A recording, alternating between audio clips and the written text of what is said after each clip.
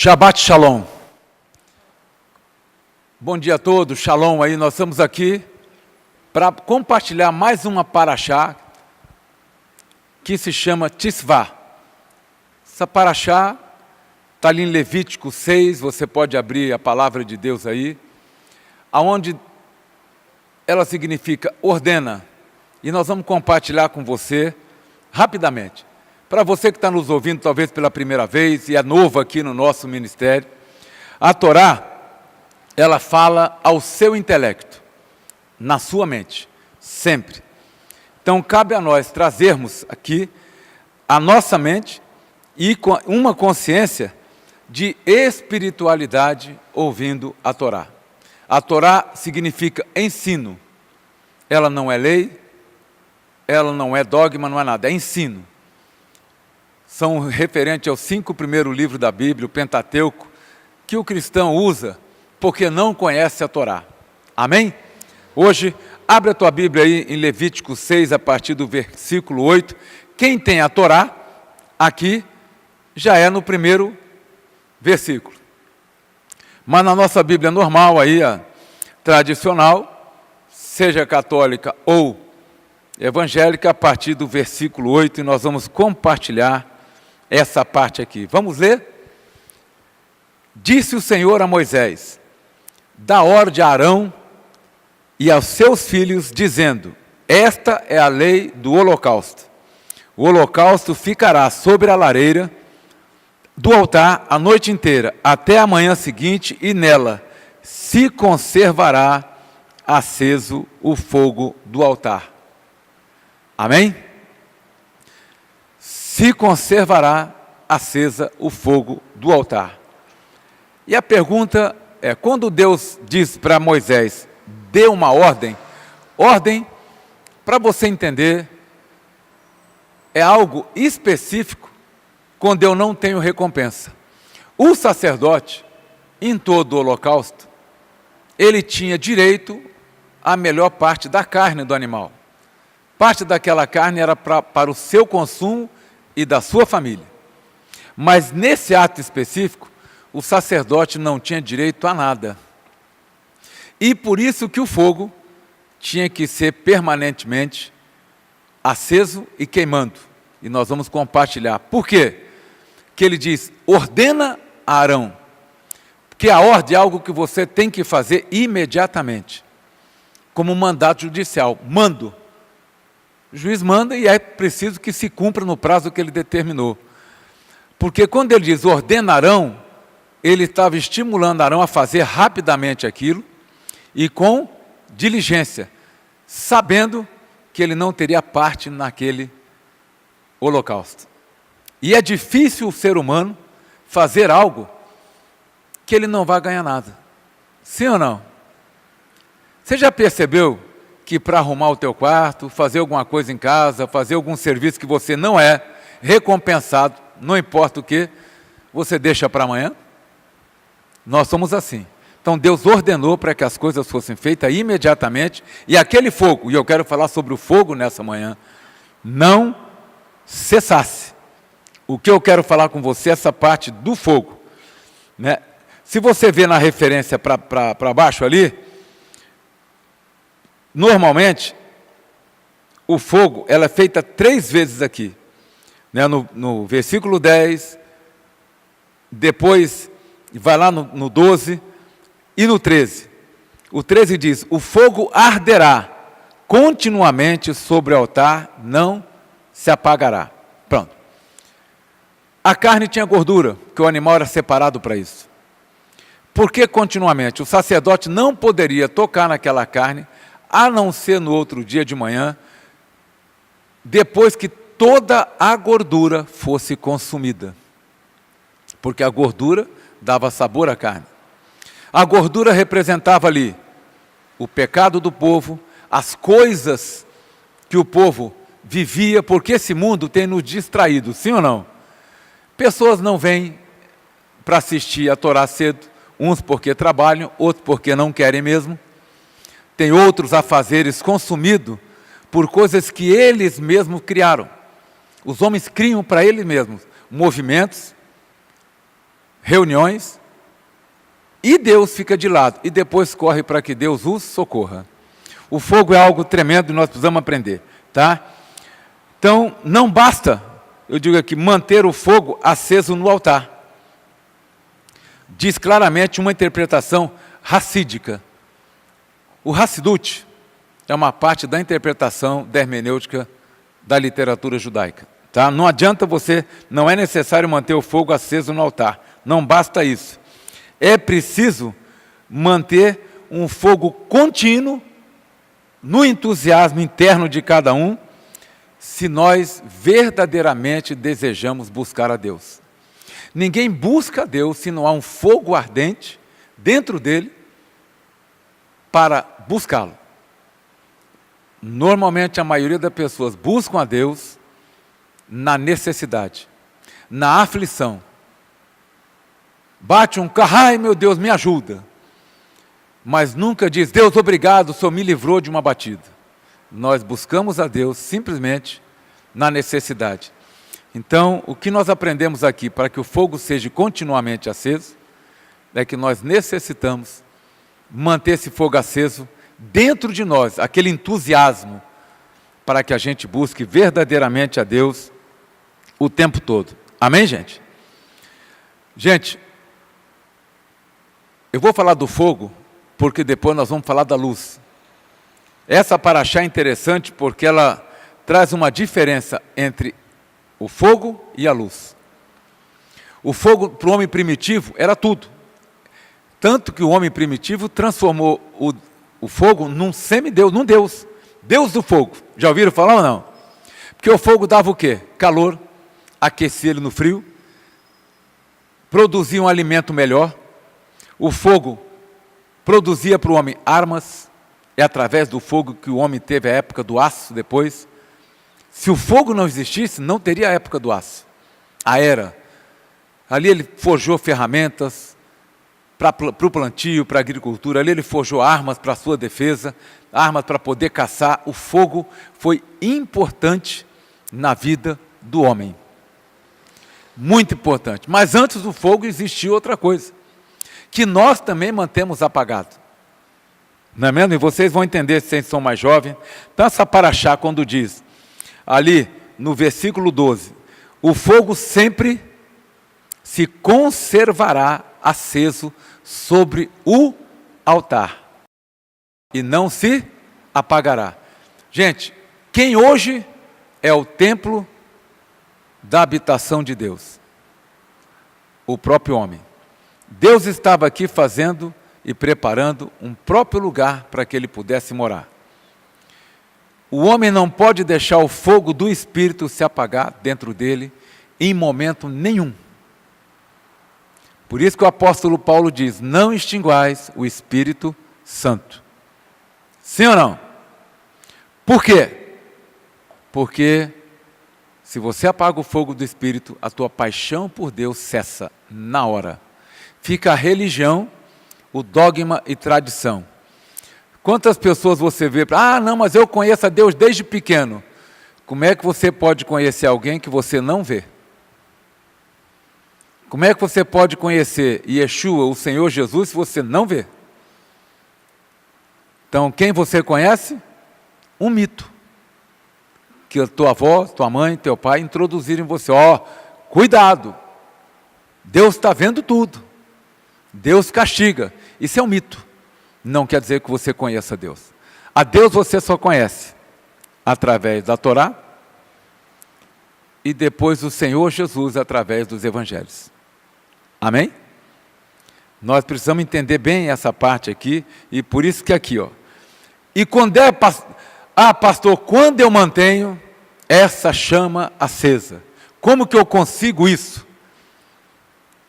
Vamos continuar o 12? Cada manhã, o sacerdote, que somos nós somos reis e sacerdotes da linhagem de Melquisedeque. Sim ou não? Está aqui, cada manhã o sacerdote acenderá lenha nele, e sobre ele porá em ordem o holocausto, e sobre ele queimará a gordura das ofertas pacíficas.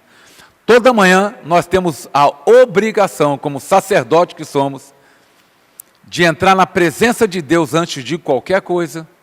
Claro que você pode escovar teu dente, fazer tuas necessidades, faça ali, mas antes da atividade de conversar, você vai lá e acenda a lenha no altar.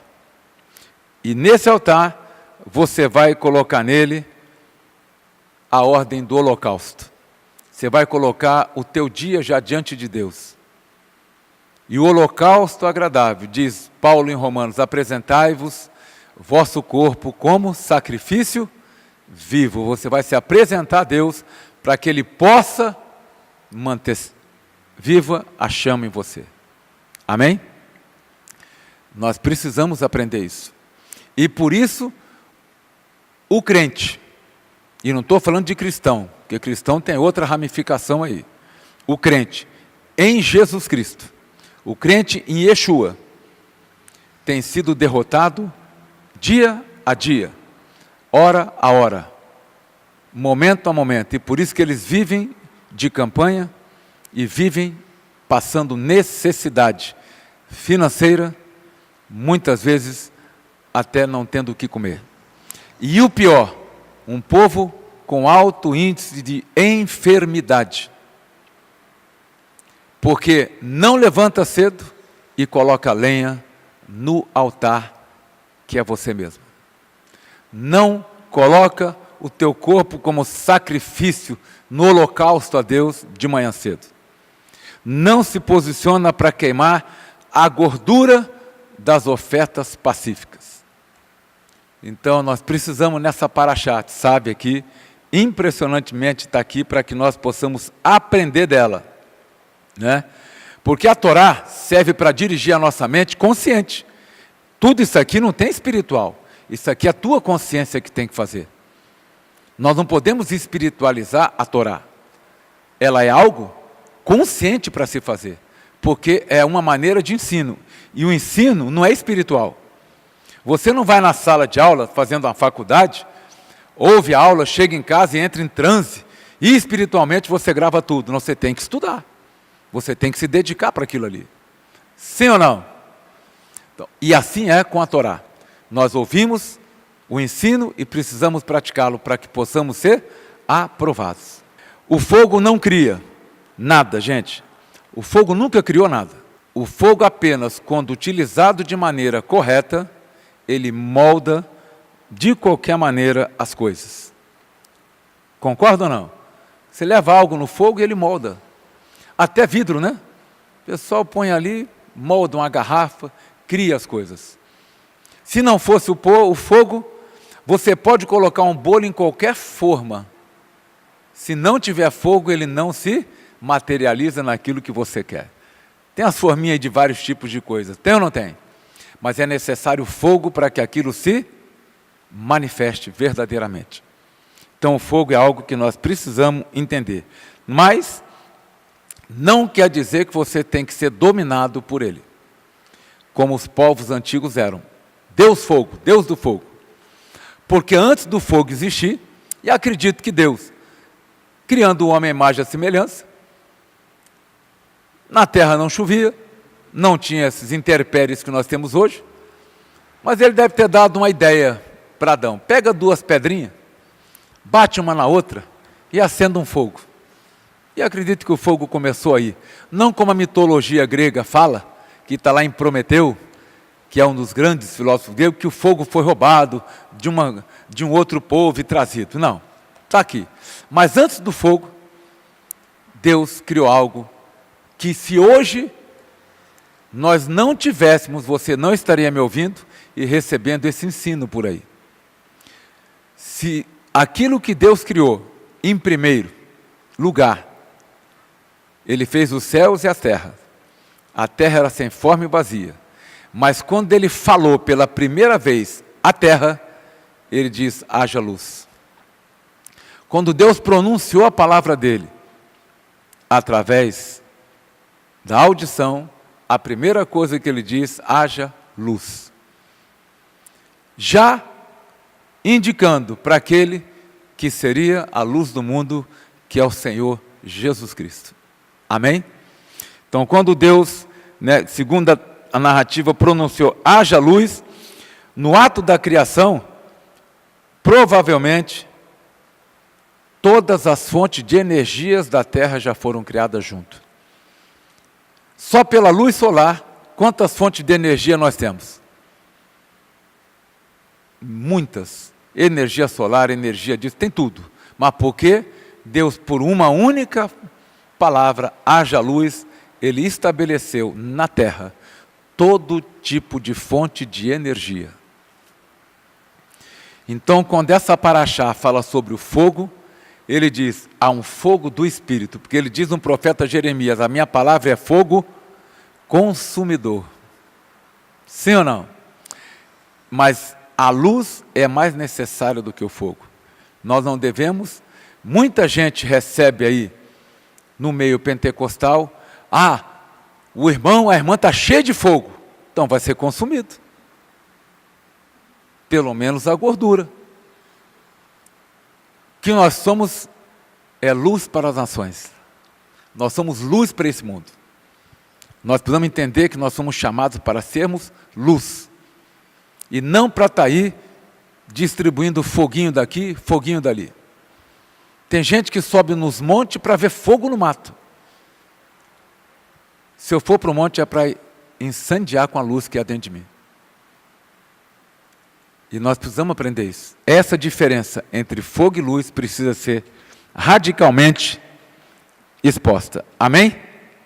E entendida no contexto verdadeiramente. No santuário, está lá em Êxodo, 27, 20. Lâmpada contínua. Olha lá que está, pode ver. Fogo contínuo.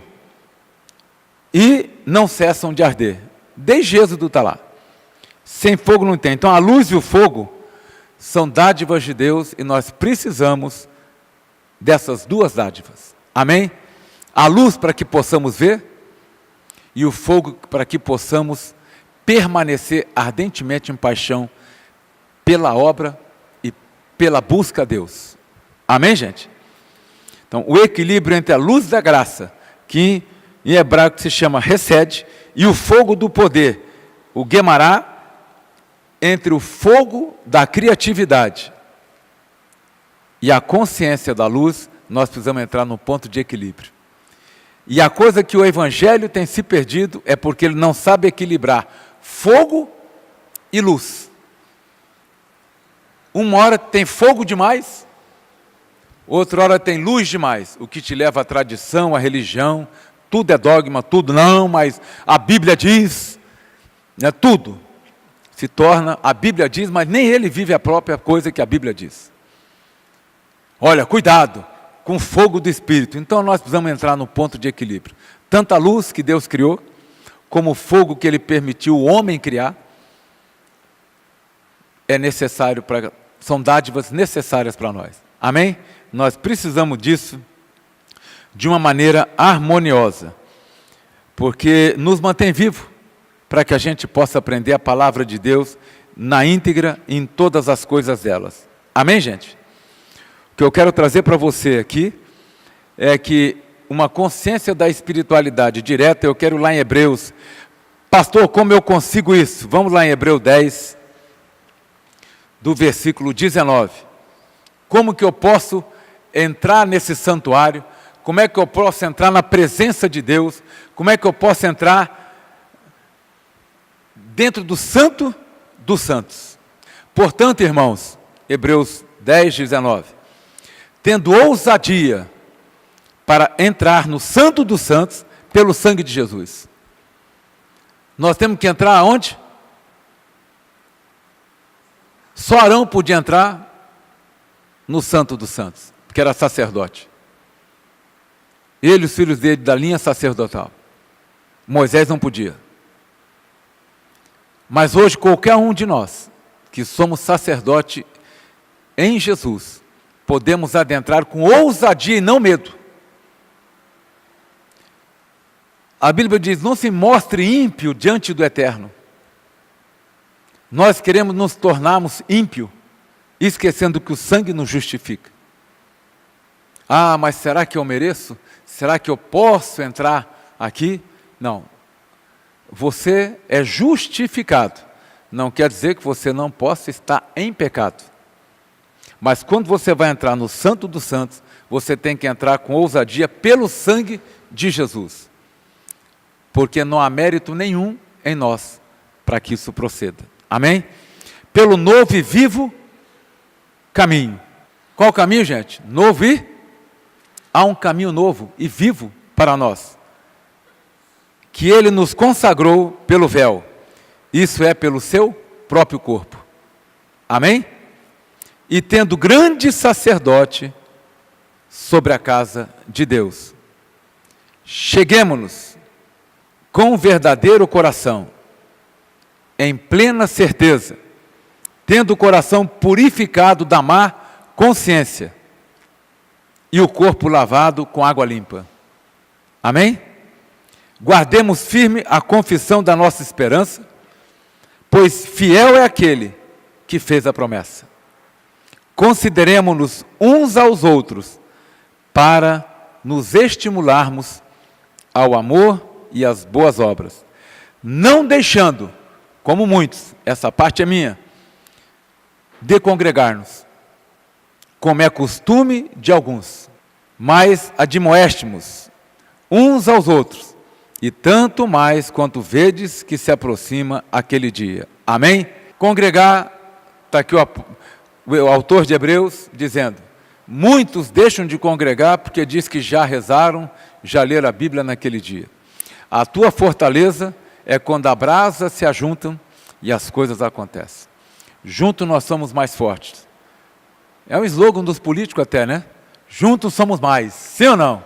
Vocês vão ouvir muito isso aqui a partir de agora. Ano aí de jornada eleitoral. Juntos somos mais, juntos somos... E aqui, o congregar é quando nós estamos falando do fogo. Quanto mais você ajunta lenha, mais fogo tem. Sim ou não? Porque a luz já é sobre nós e já é em nós.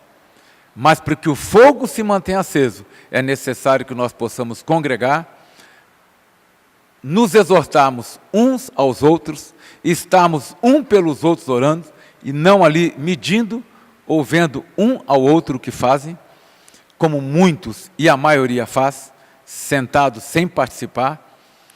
Aliás, tem aquele foguinho, né? Aquela pedra quente em volta. Você só queima a mão, mas ela não participa da chama.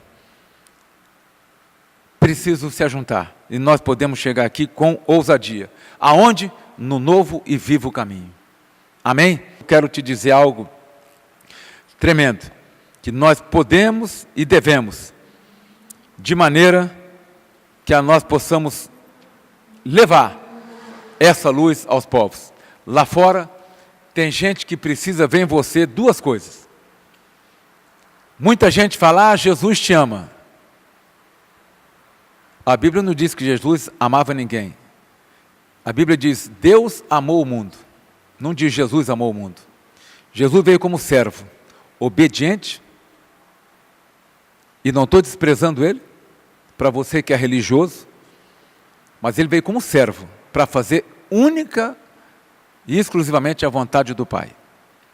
Deus te ama, e te amou antes de você existir. Antes da fundação do mundo, Ele já te planejou. E Ele precisa que você encontre esse novo e vivo caminho para adentrar diante do Santo dos Santos e viver uma vida de plenitude, de saúde, de abundância e de plena jornada de alegria na tua vida. Porque só na presença de Deus nós nos alegramos. Quantos estão aí fora dizendo que conhecem a Deus, estão doentes, estão enfermos, e eu sei bem o que é isso, e vocês sabem, mas por quê? O fogo se apagou. A luz deu entrada para a tradição e para a religião. Muitos acham que a Torá é judaísmo. A Torá é a palavra de Deus. Judaísmo não é religião, é estilo de vida. E eu não tenho interesse nenhum no estilo de vida, porque eu sou bem brasileiro. Né? Mas participo das festas que Deus fala. Eu gosto bem das nossas comidas, das típicas, mas também entro e decidi, por decisão pessoal, me abster dos alimentos que a Bíblia diz. Porque há um benefício ali. Não é obrigatório para nós, mas há um benefício quando você tem. Todo mandamento tem por detrás uma promessa. Toda mitzvot tem por detrás uma bênção. Toda ordenança tem por detrás uma recompensa. E nós precisamos aprender isso, porque só pedimos sem termos o quê? A gordura queimada, o sacrifício feito, e queremos, sem sacrifício nenhum, pessoal, atingir o Santo dos Santos e a plenitude que é a palavra de Deus, a vontade de Deus, e viver com Jesus Cristo a plenitude que Ele nos tem. Amém? Que Adonai abençoe a todos, que Adonai possa resplandecer sobre tua vida, que a luz possa resplandecer sobre a tua casa, e que a luz de Yeshua possa te acompanhar nesse dia, e nós oramos em nome do Senhor Jesus, amém?